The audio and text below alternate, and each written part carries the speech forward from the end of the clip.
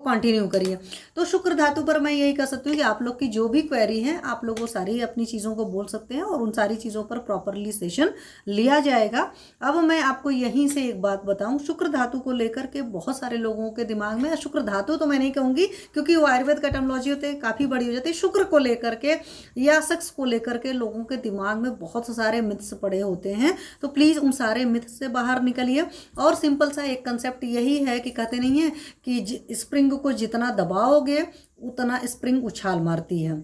यहाँ पर मैं किसी को उदंड बनने के लिए नहीं कह रही हूँ, किसी को मनमानी करने के लिए नहीं बन रही, लेकिन अपनी युक्ति अपनी बुद्धि को जरूर यूज़ करिए। जैसे मेरे पास एक क्वेरी आई थी कि किसी बंदे की शादी ही 35 की एज में हुई, 35 की एज में शादी करने के बाद वो 40 की एज में सोचते हैं कि ब्रह्मचर्य का हम पालन कर लेंगे।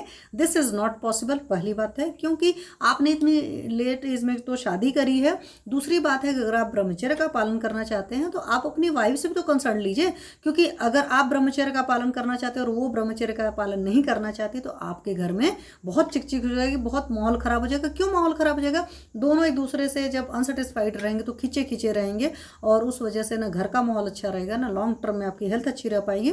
और हम लोग के साथ में हुआ था कि ऐसा एक पैनल पर पेशेंट आई थी, उसको यहाँ लग के सीए तक हो गया था, क्योंकि वहाँ पर यही हुआ था कि ये दोनों इंस्कॉन में थे और फिर शादी होने के बाद हस्बैंड बोलता है कि भाई मैं तो ब्रह्मचर्य का पालन करूंगा। अगर आपको ब्रह्मचर्य का पालन करना ही था तो आपने शादी क्यों करी? इस बात का अब लोग कहोगे मैम आप तो बोल रहे हो कि मनमानी करने को मैं नहीं बोल रही हूँ। ब्रह्मचर्य करना और एक कहते नहीं है एक बैलेंस वे में मतलब मैथुन का सेवन करना, सेक्स का सेवन करना एक अलग सी चीज़ होती है।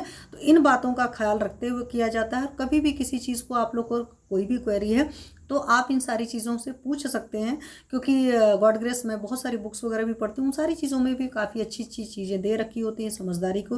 हालांकि इस पर भी एक सेशन ले रखा है कि जिनकी फायर ज़्यादा हो जाती है उनको अपने आप को कैसे संभालना होता है या उन हर चीज़ को कैसे।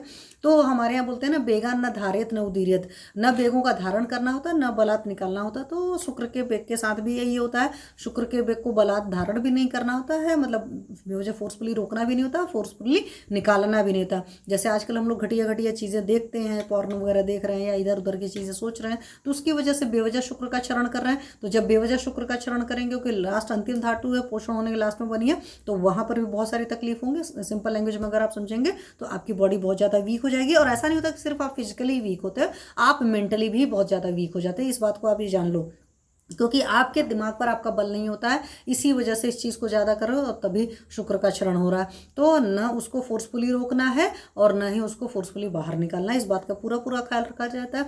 और हमेशा कोशिश करिए, ऐसे जो भी यंग एज के लोग हैं जिनके साथ ये प्रॉब्लम हो रही है उनके लिए मैं हमेशा कहूँगी कोशिश करिए पब्लिकली लाइफ रहिए। मतलब पब्लिकली मतलब लोगों के साथ बैठिए, घर में भी ऐसा नहीं अकेले कमरे में बैठकर आप मोबाइल तभी देख पाएंगे। ऐसा तो है नहीं कि आप 10 लोग के साथ बैठ करके देखेंगे। और जब अकेले रहेंगे, कहते हैं अकेले जब हो तो आपको अपने विचारों पर बहुत लगाम लगाना पड़ता है, सोचना पड़ता है। तो ऐसे सारे मरीजों के लिए कहा जाता है कि अकेले न रहें, घर परिवार के साथ रहिए, यार दोस्तों के साथ बैठिए और संगत सही रहिए। अगर आपके यार दोस्तों की संगत अच्छी नहीं होगी, वो आपको सही गाइड नहीं करने वाले होंगे, तो वहाँ से भी आपको बहुत सारी तकलीफें आती हैं।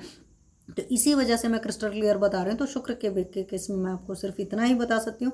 और भी चीज़ें आपकी कोई क्वेरी रहेगी तो अपनी क्वेरी आप पूछ सकते हैं, लेकिन सिंपल लैंग्वेज में है, बेगान न धारित न उदीरित, न उनको बेवजह दबाना है न ही बेवजह उभारना है। और संतुलित दिनचर्या, रात्रिचर्या, ऋतुचर्या पालन करने की कोशिश करना है और बलात् कोई भी काम नहीं करना है। हालांकि अगर जो लोग वाकई ब्रह्मचर्य चाहते हैं, दोनों हस्बैंड वाइफ चाहते हैं, तो धीरे धीरे सारी चीज़ें हो जाती हैं। वहाँ पर ये होता है कि आपको शुद्ध सात्विक जीना होता है, राजसिक और तामसिक भोजन से दूर रहना होता है, क्योंकि जितना तमस वाली चीज़ें खाएंगे तो उससे क्या होता है, दिमाग काम नहीं करता है, आप सोच नहीं पाते what is right and what is wrong, आप डिस्क्रिमिनेट नहीं कर पाते, क्योंकि शुक्र हमारा डिस्क्रिमिनेशन पावर भी देता है कि क्या सही है क्या सही है क्या गलत है। मतलब निर्छीर विवेक वाला जो हिसाब किताब होता है, माइन्यूट डिस्क्रिमिनेशन पावर शुक्र देता है, ये हमारे एस्ट्रोलॉजी कहती है। और आयुर्वेद भी उन चीज़ों को सपोर्ट करता है, अल्टीमेट हीलिंग होती है। तो शुक्र का बेवजह क्षरण मत करिए, लेकिन बेवजह मत दबाइए, क्योंकि बेवजह दबाते जब आप हैं, तो मैंने ऐसे बहुत सारे पेशेंट्स को देखा जिनको डायबिटीज़ वगैरह की प्रॉब्लम हुई है, उसके पीछे भी ये बहुत बड़ी वजह है, क्योंकि सेम पाथवे है, तो वहाँ से इस तरह केस होती है।